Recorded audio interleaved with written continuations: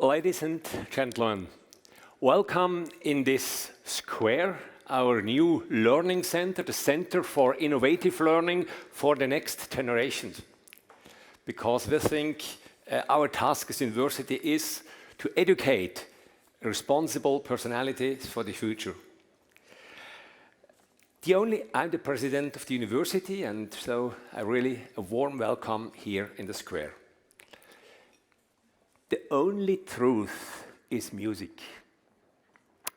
As beat poet Jack Kerouac wrote, as he explains, music blends with the heartbeat universe and we forget the brain beat. I thank the University of St. Gallen Alumni Orchestra for letting us forget our brain beat for a few minutes only and ponder the truth transported by music. Yet we should not forget or force ourselves to make an either-or decision between brain and heart. Scholars, as we, and thus universities, are dedicated to the pursuit of the knowledge. And thus you might think that we are mainly following the rhythm of reason and logic. But the quest for truth demands more than that. It requires passion, tenacity, courage, and heart. Our next speaker embodies all of these qualities, as she has also dedicated her life to a quest for truth. And she does not shy away from speaking said truths to power. Fearlessly, relentlessly, and it's my great pleasure now to welcome our next speaker, Maria Ressa, to the Symposium of St. Gallen. Unfortunately, you cannot be here. That's really a pity, and we hope for another occasion. But you are with us on this digital way. Thank you very much for that. And now I ask Leon Lench to come to the stage here and the floor and to introduce to that session. Leon, please.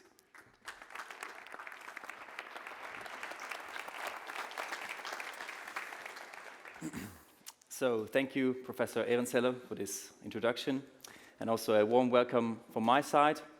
My name is Leon, and I'm a member of the 51st Organizing Committee, and also a Bachelor Student of International Affairs. I'm honored to set the scene to this year's public Max Schmidheiny Session with the title Democracy, Free Media, and the Challenge of New Authoritarianism.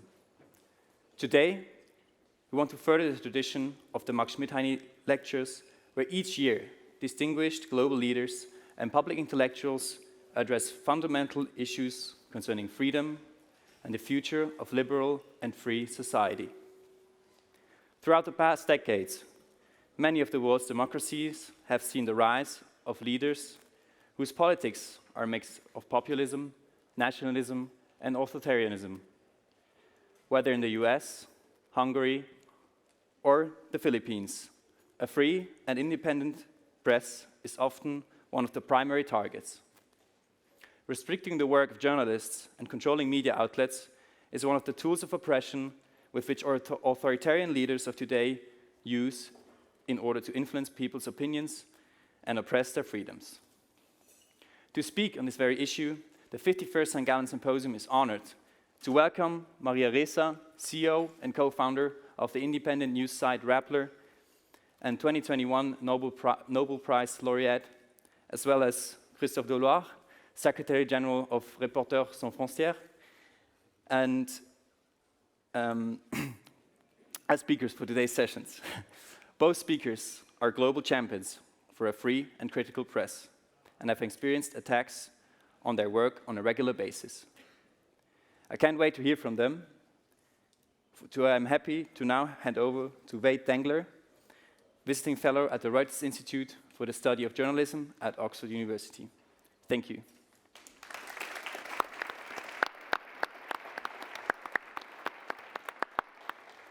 Thank you, Leon. That's a lot of introductions today, but I'd like to welcome you also to the Schmidheiny Lecture or Session 2022. This is the main public session of the 51st St. Gallen Symposium. And it is generously supported by the Schmidheiny Foundation, and we'd like to thank you very much for making this event possible. Please. The Schmidheiny Foundation wants to support by inviting outstanding personalities on key challenges for open and liberal societies. And I think it's fair to say that we do have some key challenges. Let me take one example. Freedom House publishes an index every year of world freedom. And for 16 years in a row now, there has been a decline in this index. So what does that mean concretely? What that means is that the number of people, the share of the world population that is living in unfree societies, not free societies, is actually stable. It's at around 37%. Hasn't changed in the last 16 years. What has changed dramatically is the share of people who have lived in free societies who now live in societies which are only called partly free by Freedom House. So 46% of the population, nearly half of the world population in 2005, lived in free societies. That number is down to 20% last year. So a very, very significant decline. And one of the countries that is actually part of that trend, which used to be rated free in 2005, but which is rated partly free in 2021, is the Philippines. And I too would like to welcome you, Maria. Thank you for joining us. You've heard a lot about Maria already. She grew up in the US and in the Philippines. She had had a very distinguished career as a journalist, working, among others, for CNN, but also for the Wall Street Journal. And about 10 years ago, was a co-founder and then a CEO and executive editor of Rappler. And she will hopefully tell us more about that. Now, it's common when you introduce people at these panels to say that we say it's a prize-winning journalist. I think it's pretty rare to be able to say that it's the Nobel Peace Prize that she won. I think you're the only journalist I know who did that together with Mr. Muratov last year. I would like maybe to, before I introduce Christophe, our other guest, I would like to give you a chance maybe, Maria, to tell us a little bit about something. In a podcast recently, you were talking about the persecution by the Philippine state, and you mentioned that you have a feeling of living in a Kafka novel. What exactly does that mean? And describe to us maybe what your situation is currently. Well, first of all, thank you. Thanks for having me. I wish I could be there with you today. Look, first, I love that we started with music because it is hearts and minds. And for so long, when you talk about leadership, you know, it is hearts and minds.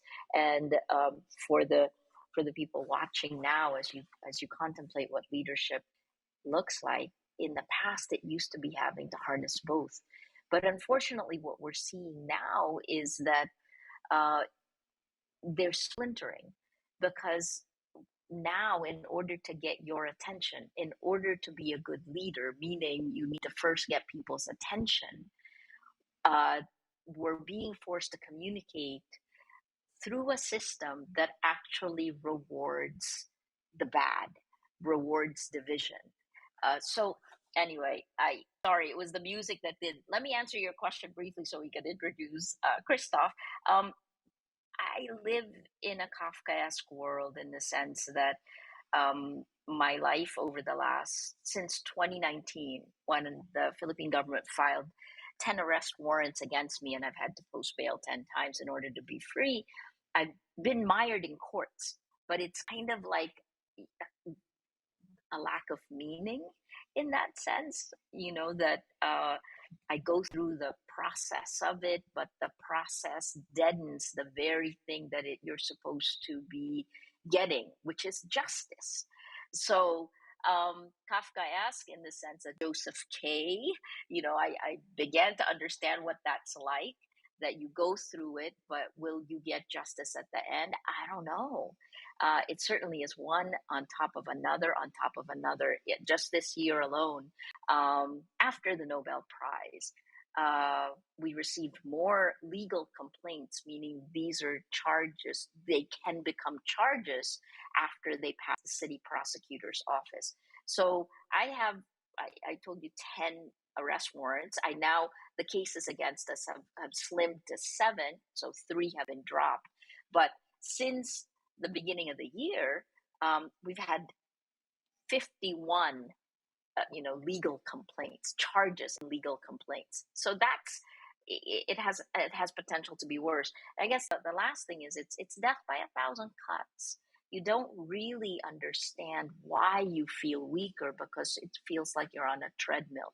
In order to travel, I have to ask for court approvals to do that. Most of the time, I get 6 of 7 court approvals. When I don't get the 7th one, I can't leave. So you have to be just ready for whatever happens and okay with that. That sounds like a lot of agility required, mental agility. Thank you, Maria, for sharing, and we'll ask you more about that. But now I'd like to introduce our panelist who's here in person, Christophe Deloire. Christophe is French. He's got experience in TV, in book and magazine publishing. He was then the director of the main journalism school in France. For those of you who know France, it's also been called the ENA of journalists. And he then took over about 10 years ago as Director General of Reporters Without Borders, an NGO. I think the first question I want to ask you is, when you took it over, it had already been in existence some 27 years. Originally, I think it was described as an amnesty for journalists, Amnesty International for journalists. How have you developed, and what is Reporter Without Borders now? I will explain, but first I would like to say how that's really a chance for journalism, for the future of journalism to have a person like Maria to embody this work, this profession, this social function, and to see how she's targeted in his own country, where she should be just the owner of the country. It's really a shame, a pity, and that's the same for Dmitry Muratov, who is the co-laureate, and who was forced to suspend the publication of Novaya Gazeta due to the repression in Russia. And we have to support him to continue to work now from... Dmitry decided to stay in Moscow, but Novaya Gazeta left, and to support Novaya Gazeta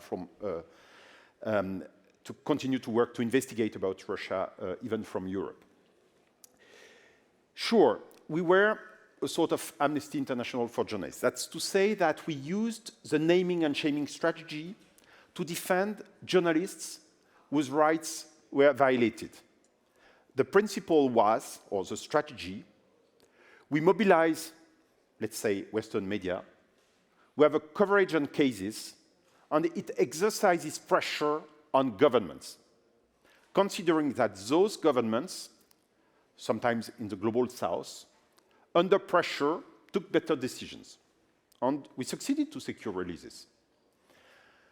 But the world has changed in many aspects. And even the geopolitical relationships and power relations. And now what happens very often is that when we as NGOs, we name and shame, or even when the leaders of democracies say how upset they are about one case of, let's say, a journalist in jail, the reaction in front of us, the reaction of, let's say, bad guys, is not necessarily, oh, okay, we'll proceed. No, on the contrary, very often now, they blackmail. And they say, the more you campaign, the more we will resist, the more we will be obliged to prove that we are strong in front of you, and so the longer this person will stay in jail. This is not just an idea that I expose here. That's our daily life. So we have to find other ways to defend journalists. We clearly amended our theory of change. For instance, now we introduce power relations through naming and shaming, but we use it through direct engagement, even with bad guys. We opened a channel of communication with the Saudi government, with the Somalian government, even with the Taliban in Afghanistan, to be able to get results, to put papers on their tables and offer not really compromise, because there is no compromise to do on the values, but to try to get very concrete measures that are positive for our fight. We use more and more legal weapons. We file complaints.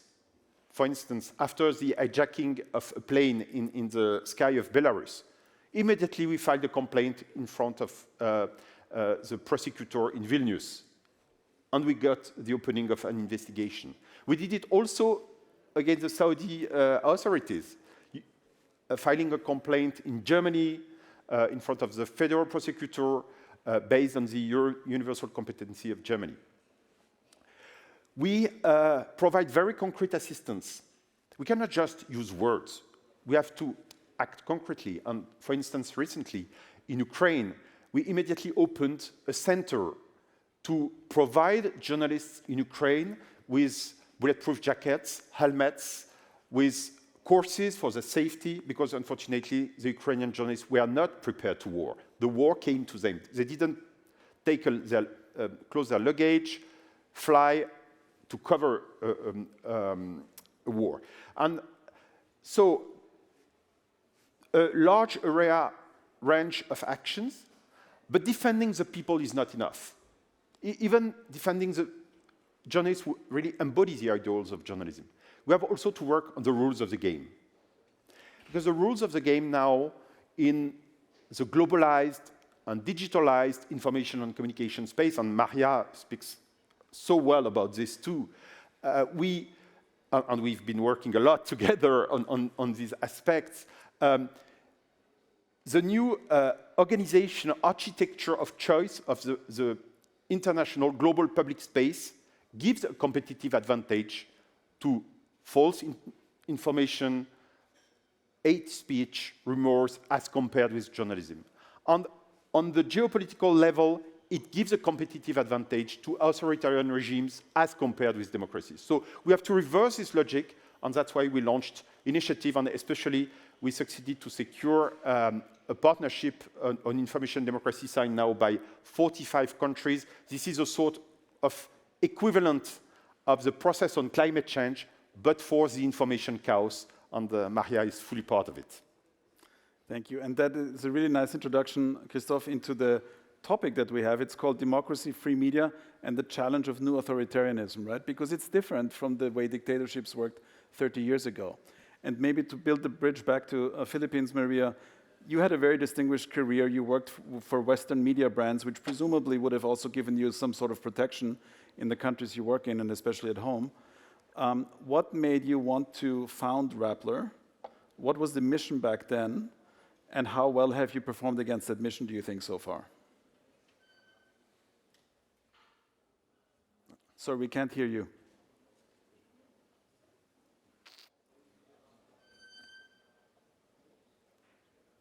Sorry about that. I was just saying that I've lived through this transition that journalists have gone through in the last.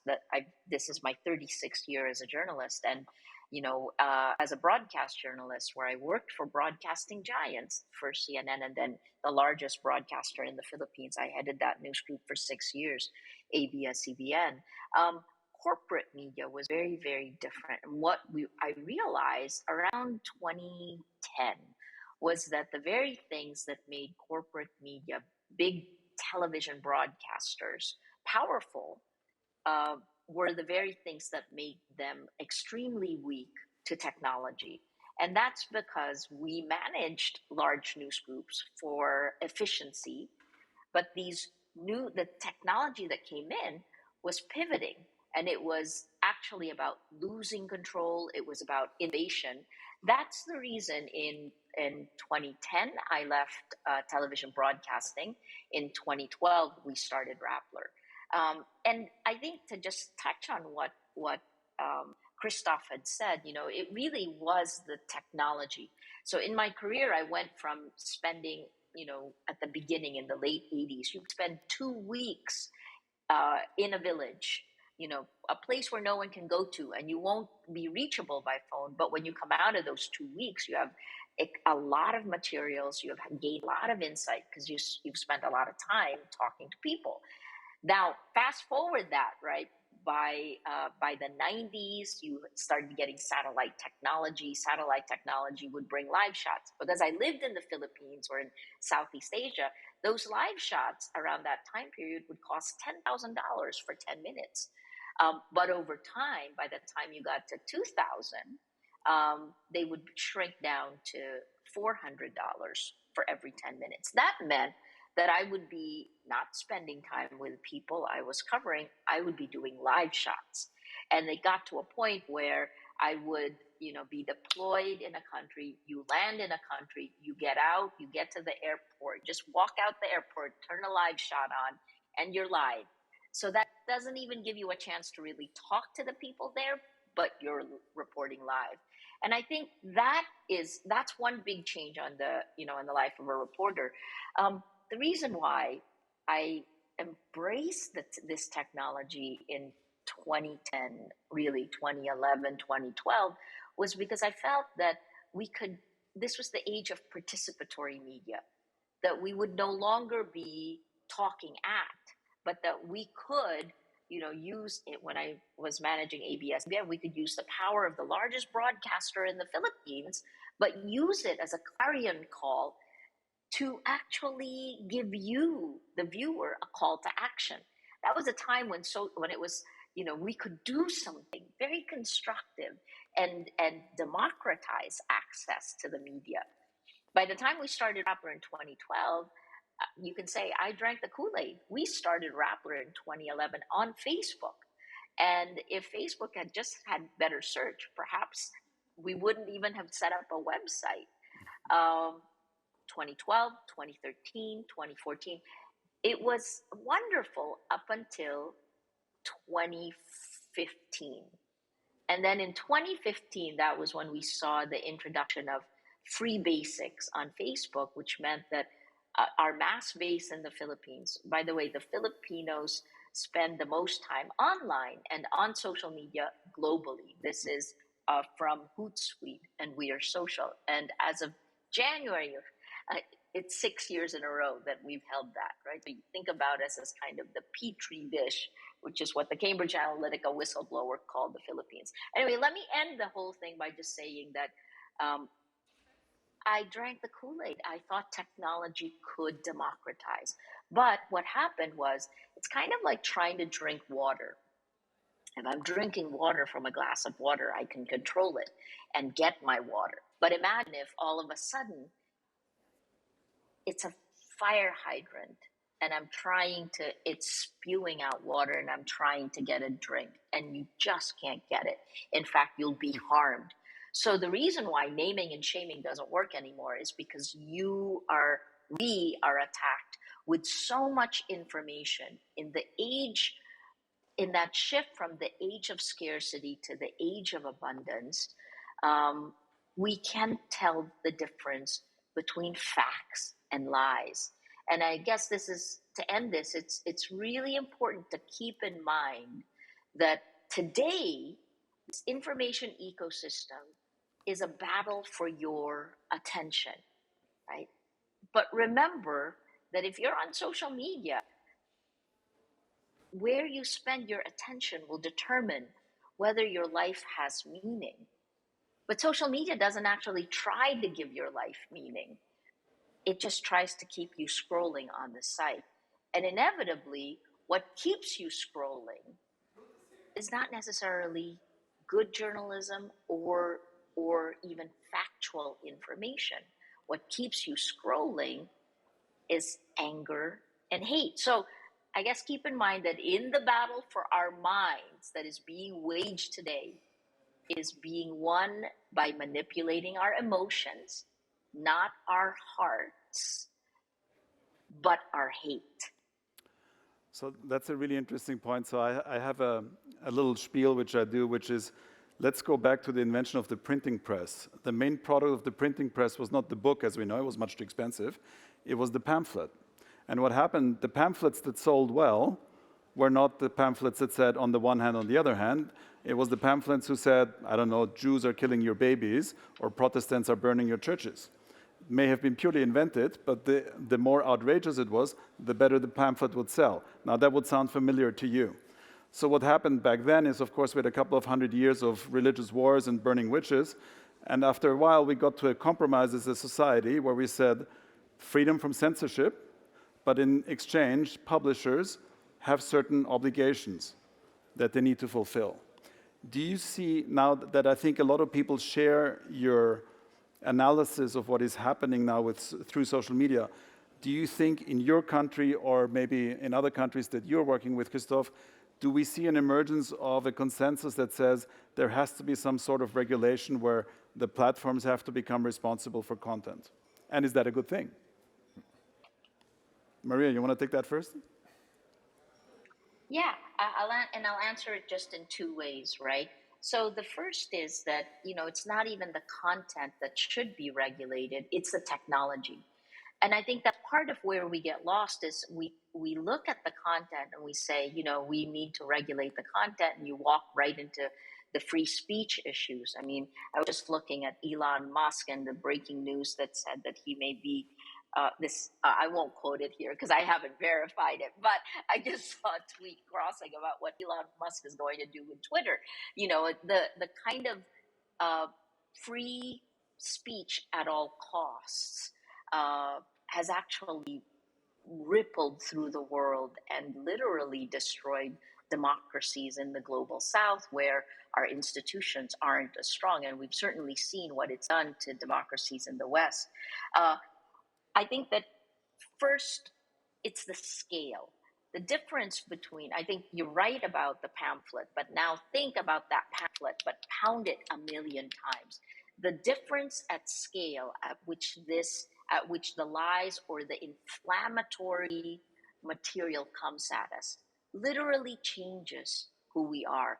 If you're scrolling on that feed, the more angry you get, your hormones and the chemicals in your brains, they're triggered. It's your biology that's triggered, not your rational mind.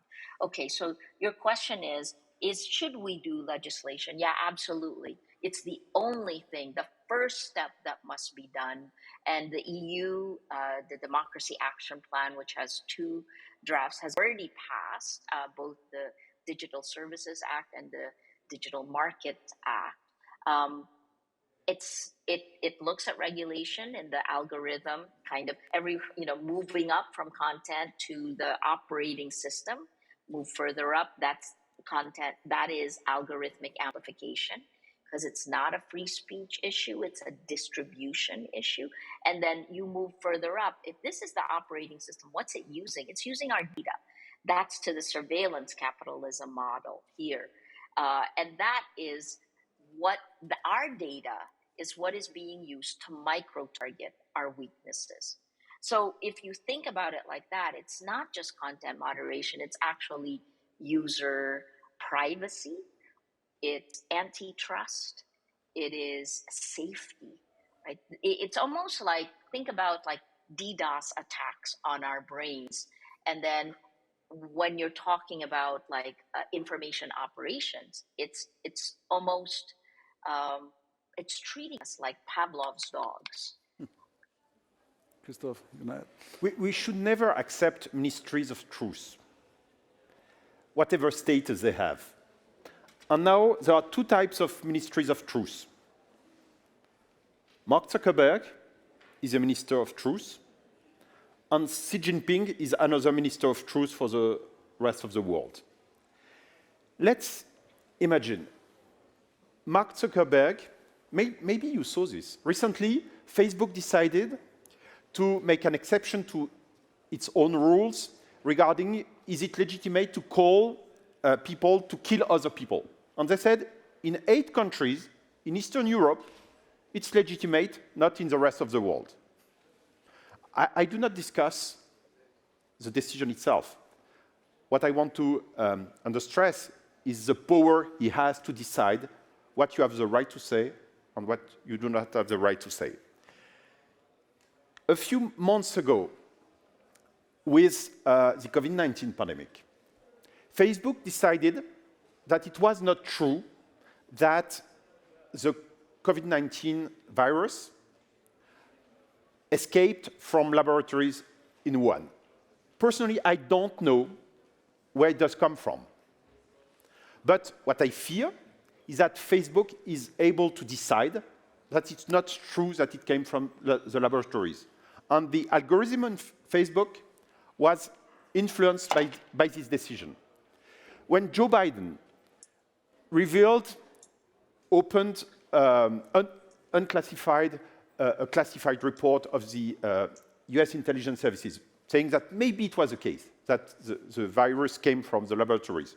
Suddenly, the algorithm was changed. So they decide. And we don't know on which basis. And we do not have any safeguards. And there are other cases which are also really well known, like the fact that they can decide to remove the account of one president, and maybe we could regret that his account was active so long, but in any case, they have the power to do this, and they should not have the power to do this. Zuckerberg replaced the parliaments, the democratic parliaments. They adopt the norms, they pass the laws that were adopted previously by parliaments regarding the distribution of content, not the content itself. I will get back to what Maria said about the types of regulation. They replace the judiciary by taking decisions about the compliance with these norms. Facebook has its own oversight board, its Supreme Court. Is it democratic or not? No. It replaced also administrations when they give funds for public funding, for instance. They decide to which media outlets they give money or not. So we cannot accept this. We have to take back control of this matrix which replaced the public space. There are two types of content, and all of us, we are obsessed with one type, which is content regulation. Because it's easy to consider, oh, in different countries, there are different regulations about what is allowed and what makes an exception to freedom of expression. That's not the same in the US and in Europe. But in the history of democracies, another type of regulation was developed in all countries, in all democracies, which is not content regulation, but like market regulation, obligations for publishers. It's not about the content, it's about some safeguards regarding the processes you use. Is the distribution of content, does it respect pluralism? Is there editorial independence? And it was developed through media regulation and self-regulation of journalists with professional methods, journalistic culture, and ethics. And you could legitimately criticize, saying, oh, but it was never totally implemented. Sure, it was never totally implemented, but it was largely implemented. And it helped to secure democratic safeguards in our public spaces on a national basis.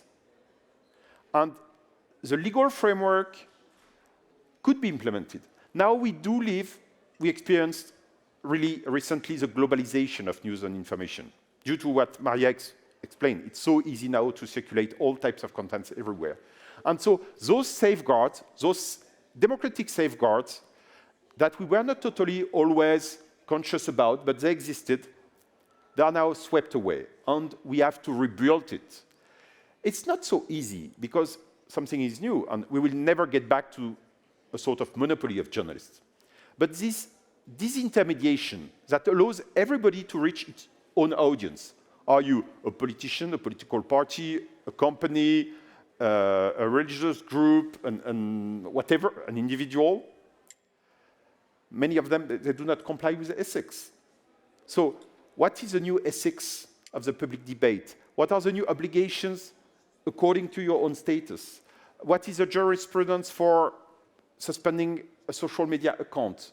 This is something that has to be really concretely decided all together, and that's why we created, and Maria was the first co-chair of the first working group we created with the Forum on Information Democracy, is to take all those very difficult topics where we have to invent the law of the future, to sometimes invent the doctrine that will be the basis of the law, with new challenges that were impossible to imagine. Just a few examples. When you communicate with people with emails, you could consider, oh, this is private communication. It should be totally secret. But in many countries, in India, in Mexico, in fact, all countries, you can use millions of emails. The content depends not on the one who sends it, but on the one who receives it. Is it really just private communication? Or should there be some rules? That's a sort now of mixed public and private space. Nobody had the idea of this. So we have to invent the rules for this. Same for, of course, private messaging systems.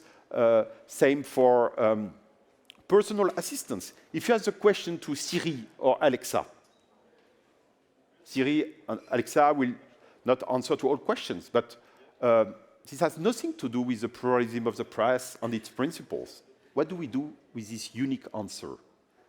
What should be allowed, what should be not allowed? This is, we can have a vertigo in front of this, but now these topics are on the table. There is current work to find solutions. We have to move quickly, quicker than the technological evolution. So we've jumped very quickly now to a very European answer, which is we need to regulate this thing. And our American friends, of course, would say, well, maybe, first of all, you underestimate the power of free speech or the importance of free speech. But more importantly, what both of you did is you implied that there is at least a correlation or maybe even a causation between the rise of social media and the rise of authoritarianism. And before we start talking about, regulating that, why is that true? What's the mechanism? The fire hose, that's a little bit too abstract for me. Why does the rise of social media imply a rise of authoritarianism? Maria. Let me, this is, I've spent the last 6 years really looking at this. And the thing is that we look at the data, right? So Christophe mentioned metrics. Right? So what are these platforms built around?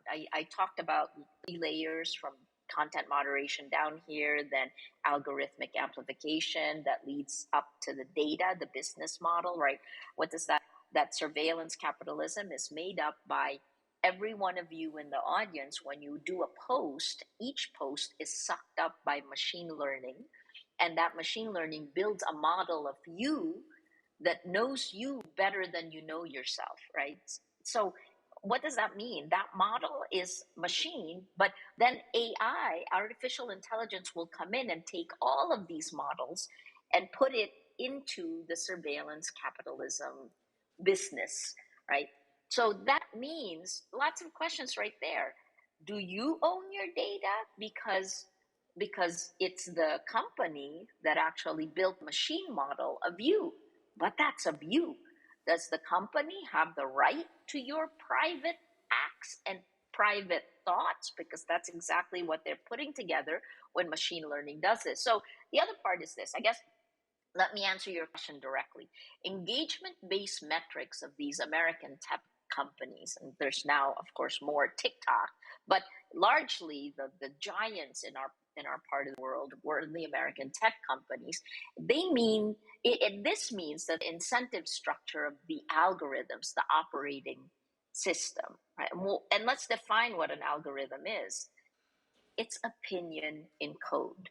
It's like taking me as an editor and taking one of my decisions and then all of a sudden multiplying it by millions, right? So an algorithm, opinion in code, is implemented at a scale that we could never have imagined. That is what is insidiously shaping our future, because these algorithmic amplification are encouraging the worst of human behavior. As early as 2018, studies, and this is an MIT study that I'm quoting, they've shown that lies laced with anger and hate spread faster and further than facts. Now I'm going to say these next 3 sentences I've said repeatedly, and I said it in the Nobel lecture. If you don't have facts, you can't have truth. If you don't have truth, you can't have trust. Without any of that, with no shared reality, there's no rule of law, there's no democracy. Who gets more attention and more distribution? A populist. Somebody who sells you a lie, right? Journalists, human rights defenders, anyone under attack on social media, we're defenseless against this. And now let's call it information warfare, because that's really what it is. And at this time, here's where they come together. The move for profit of the tech platforms align with the authoritarians who are using this technology to consolidate their power. They align. This is what I've lived through in the Philippines. Do you agree, Christophe? Yes, of sure. Of course, I really like the expression opinion in code. And code is law. It becomes that an opinion of one person or people we don't know becomes a law for us. But I would like to get back to law? the code. You know the expression, the code is law, which is a famous amongst computer in the computer field. An algorithm makes a decision about what you can see, what you cannot see, what is amplified, what is the criteria of the amplification. So it's the equivalent of what laws were in the past about, like content distribution.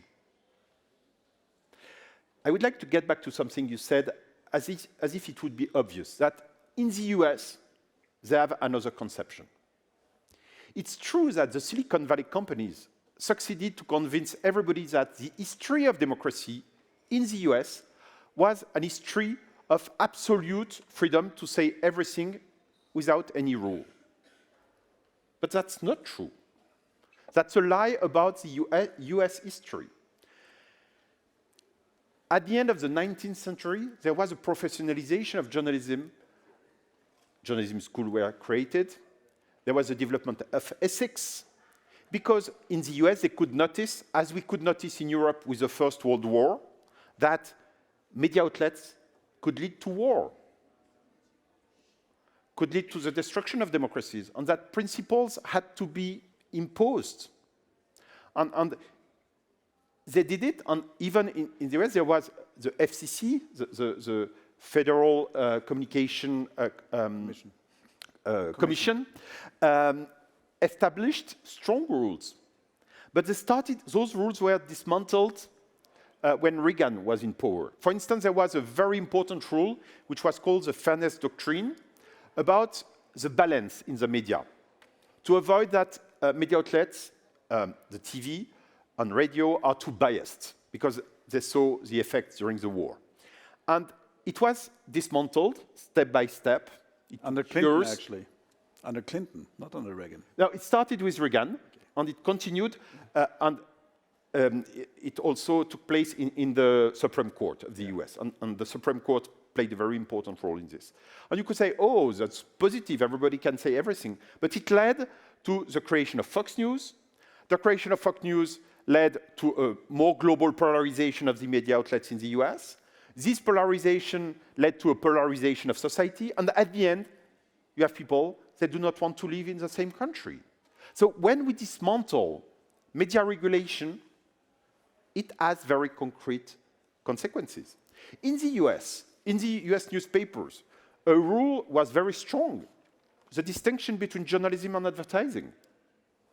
On the social network, this is in direct competition with a huge confusion. So those distinctions, which were really important, are now abolished, swept away, and there is, yes, a competitive advantage for contents that are not of public utility, but that can be manipulation, etc. So we need market solutions for this. Yeah. Maria. Yeah, can I just add to that? You know, like Mark Zuckerberg and some of the, I guess you would call them the free speech libertarians. I mean, free speech taken to the extreme, right? When you take free speech to the extreme, in the justification that they use is Brandeis's, the way you fight bad speech is by giving more speech. Supreme Court decision but a Supreme Court decision in the US in 1927, when it was the age of scarcity and it was you weren't inundated, right? You had gatekeepers and you had finite amounts of information. From 1927 to today, where you have the age of abundance, where you are pummeled by information, and actually the problem is, because it's an attention economy, is finding meaning in that, right? So when you talk about more speech in the age of abundance, you're just talking about the Atlantic article. You're talking about the Tower of Babel. It doesn't make sense anymore. This isn't a free speech issue. The problem is that the social media platforms have chosen to distribute. Remember, during the days when news organizations had both creation of the journalism and distribution of the journalism, we were responsible for both. Now, the world's largest delivery platform for news is Facebook. And yet, it prioritizes the spread of lies over facts because it keeps you scrolling longer. You know, as a journalist, how are you going to try to compete against salacious, against lies that are meant to trigger anger and hate, against conspiracy theories that before the age of social media always existed like propaganda, but they stayed on the fringe of society? Let's talk about how Jair Bolsonaro was brought from the fringe in Brazil to the mainstream by YouTube, right? This is the impact when you do not have gatekeepers keeping lies out of the public sphere. And what that does to each of us when we are pummeled exponentially by lies that encourage anger, it creates emergent human behavior that, frankly, is the worst of human nature. So I think we should use this session here to have a world first. In economics, we have something called Gresham's law. This comes back to when countries try to debase their own currency, and Gresham's law says that bad currency drives out good currency. I would like to propose something which we'll call Ressa's law, which is that bad communication actually drives out good communication. And if you have a fire hose of bad communication, actually the voices that are, you know, speaking the truth get drowned out by all sorts of stuff that's out there as well. And I think that's a really interesting concept for us to retain and take away. Now, we have a few minutes left before we go to audience questions. I'd like to ask one question of you specifically, Maria. In a democracy, in free societies, we can fight against this with regulation, with the democratic process. If you live in an unfree country, the only choice you have is really the street or the revolution or going to prison. In a partially free country such as the Philippines, how do you try to tackle that? And how do you try to reverse the drift to the Bolsonaros or to the Dutertes? That's what the last 6 years have been. You know, look, in less than 2 hours, it will be 3 days before our presidential elections. On May 9th, Filipinos will choose 18,000 plus officials, government posts, including our president and vice president. It's an existential moment for our democracy because we will be choosing, let me explain this first. The front runner for president is Ferdinand Marcos Jr. It's kind of like having, if Adolf Hitler had a son, you know, having his son be a front runner in a German elections. In the Philippines, 36 years ago, Ferdinand Marcos and his family were kicked out, were ousted in a people power revolt that helped spark democracy movements in other parts of the world. Well, now he is the front runner firmly. And part of the reason that's been the case is because as early as 2014, information operations from the Marcoses and their supporters, as well as the Dutertes, have changed history in front of our eyes, right? So think about it like this now. Our election on May 9th will choose not just our future when we elect a president, it will also choose our past. Did people power happen? Was it a mistake? The fact that we're debating this now shows you the impact of social media. The quick answer to your question of how do we fight back? We hold the line. Christophe and RSF has helped us do that. I have been waving my hands up and now we keep doing our work. My task is really to kind of hold up the sky, absorb the blows so that Rappler, we're a team of about 100 people, so that we can keep doing our jobs. And we will keep doing our jobs because the mission of journalism has never been as important as it is today. Thank you, Maria.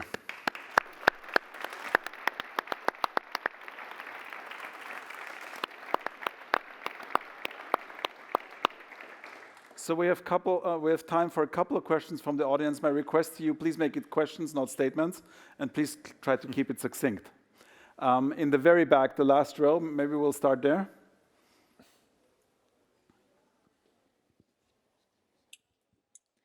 Thank you for the opportunity for letting me address this question to you.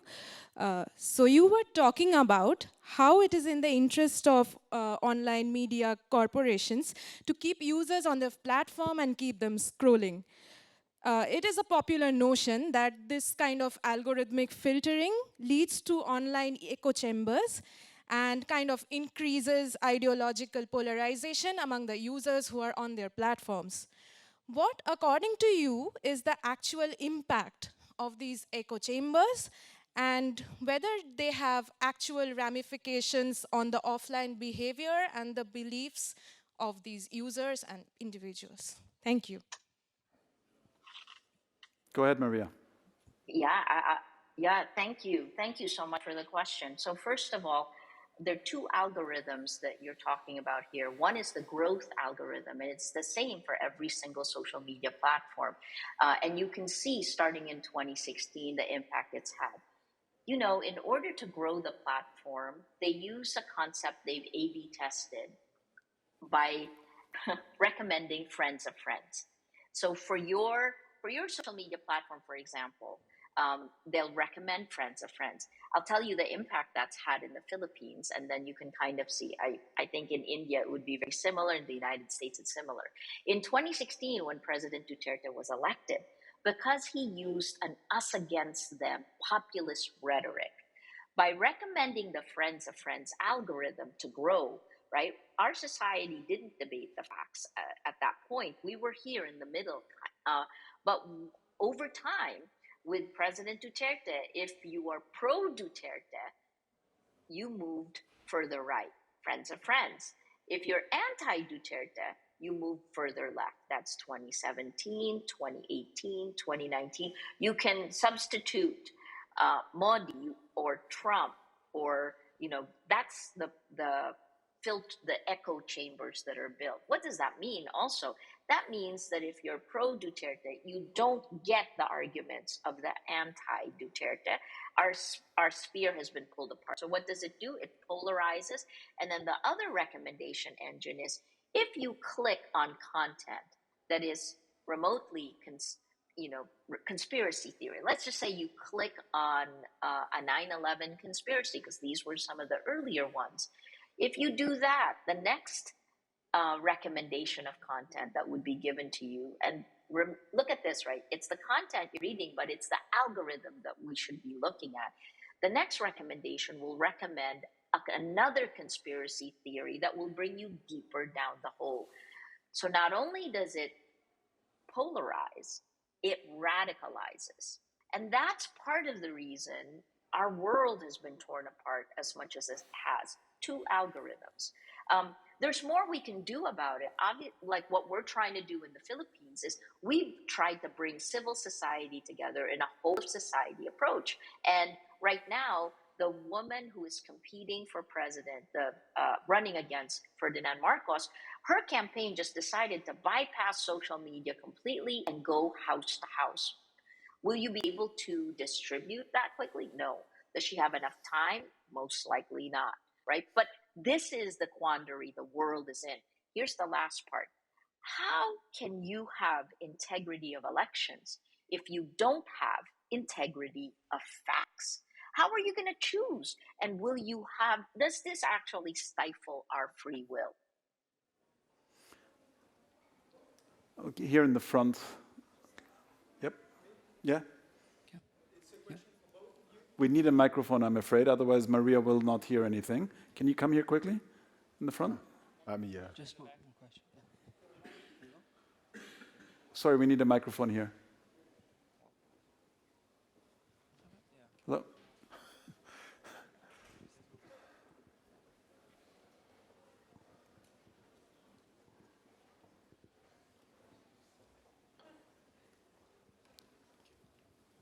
Can you hear me? Yeah, okay. So it's a question for both of you. So by protecting the truth regarding the risk, as you can currently see in Ukraine, do you think is it what represents journalism? Christophe, sorry, can you repeat your question? So by protecting the truth regarding the risk, as we can see currently in Ukraine, do you think it's a part of what journalists has to do? There is no journalism without risks. Or you would just work on very peaceful countries, about peaceful people, and really it would be a huge bias if you want to collect the reality. So, but the question is now that you could consider, oh, journalists, they go to war zones, it's dangerous, they shouldn't be surprised if they are killed. But the reality is that they are targeted. They are not killed, the vast majority of them, because they were in the wrong place in the wrong moment, but because they were deliberately targeted. That's the case. Russian forces, they target journalists. These are war crimes. But we could say the same also in countries which were supposed to be not at war. In the Philippines, a lot of people are killed, deliberately killed. In Mexico, in many countries. Now, the majority of journalists who are killed every year in the course of their jobs are killed in countries that are supposed to be at peace. Maybe, Maria, you want to follow up? Yeah, I mean, thank you for the question. I think that, again, in the last 36 years, and I've worked in war zones where you know you're walking into dangerous areas. And I think the first time a journalist was actually targeted by the people we serve was probably in 1999 in East Timor. Well, at least in my part of the world. Iraq followed that, right? So this was before Iraq when journalists were deliberately targeted. Here's what's happening. Today, in order to be a journalist and to stick to the mission of journalism, to continue to hold power accountable, it demands so much more in sacrifices. Yes, the Ukraine, well, I mean, if you think about it, Ukraine is also a product of information warfare, right? I'm working on a book right now, and December last year, I finished a prologue, which is the beginning of this book. The book is called How to Stand Up to a Dictator. And the prologue was about the two different versions of reality in the annexation of Crimea, right? The meta-narratives of how Russia annexed Crimea was seeded in 2014. 8 years later, I had to rewrite the prologue earlier this year because 8 years later, Russia used the same meta-narratives that were seeded in 2014 as a way to invade Ukraine. If something had been done in 2014, would this have happened today? It's a cause and effect. I guess the last part is that, and this connects to the earlier question as well, violence in the virtual world is violence in the real world. And I think that's one of the things that the social media platforms will try to create different laws for the online world, arguing that it's different. It isn't. Our minds are the same whether we are virtual or physical, right? The fact that I'm not physically there doesn't mean you can't hear my thoughts, right? So that's a critical part. But I guess the last part of this is, yes, it's become far more dangerous to be a journalist, partly because the attacks against us begin online, right? We are specifically targeted, not just for harm, but credibility, which is what we spend our careers doing. You look at every rating all around the world of journalists, we have never seen it hit such lows. And while journalists aren't perfect, there's a reason why journalists are targeted. Politicians' ratings are pretty low too, though. One final question. Yes, go ahead. Yeah. No, behind you. Yeah. Well, thank you very much. My name is Peter. I'm from Hungary, so it's a quite relevant topic to me. I would like to ask, speaking of codes and regulations, because I often hear the argument that these are the intellectual property, like the private property of these companies. So how would you force them, or is it possible to make them in a way open up this part of their property? And if not, then how do you control, or how do you make sure that the code has been changed? Do you rely on individual reporting, or do you have something in mind? Thank you. Do you want to start, Christophe? No, clearly we need more transparency. And the Coca-Cola argument cannot be accepted. This is about democracy. Do you imagine a democracy where the law is not known by everybody? Where the law can be secret? This is a Kafkaian world, as Maria mentioned. So we have to impose this. There will be some elements in the European legislations which are positive steps, maybe probably among the most positive steps in the world, and there is a growing European model, but it will not be enough. For instance, in the Digital Services Act, there is more transparency about the intentions than about the algorithm itself, about the data. And for the moment, whatever their promises, digital platforms and social networks, they refuse to really circulate this, open this. You could imagine that, it cannot be open to everybody, but at least to researchers upon a few conditions. But it's not the case. This is something, among all the requests we should have, we have transparency is key, but there were dozens of pages about these transparency obligations in the report, which was published under the leadership of Maria, the report How to End Infodemics. Please have a look, and you will see a lot of very concrete recommendations of what type transparency we should impose. That happens to be one of the subjects that I'm reading now a little bit more in Oxford. Around artificial intelligence, there's 3 big issues legally that have to be clarified. One is explicability, so transparency is one of them, but the ability also to make the transparent understandable, right? So it's more than just transparency. The other one is culpability. You know, can algorithms be at fault for something? And connected to that, of course, liability. And these are actually gray areas in the law, or white spaces in the law, that we actually need to fill over the next years in order to be able to live in the algorithmic society. At this point, and because Christophe has a plane to catch, I'd like to hand over to Leon to wrap up our session.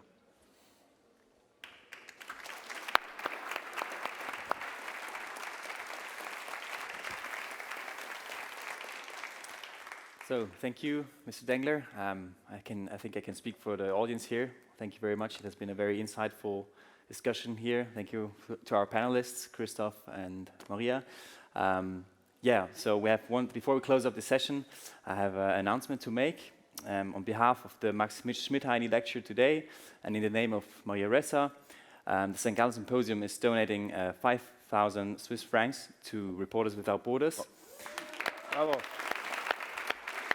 I have to say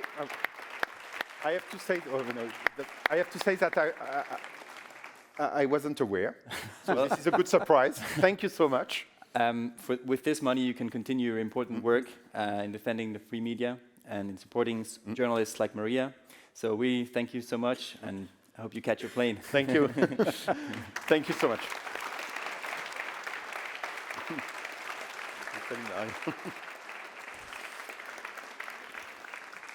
Now, I'd like to wrap up this panel by saying a few things. First of all, St. Gallen is a fantastic university. It has a great reputation everywhere.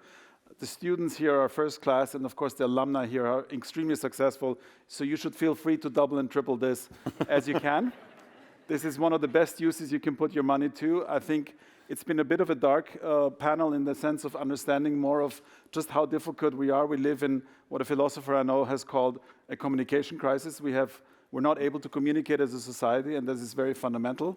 But on the other hand, I think we do see rays of hope in terms of regulating, in terms of fighting against authoritarianism. Maria, it has been such an absolute pleasure to be here with you, or to have you here with us. You're an inspiration for all of us. We'll keep our fingers crossed for the elections, but more importantly, we'll keep our fingers crossed for your future work and wish you all the best. Thank you very much, Maria.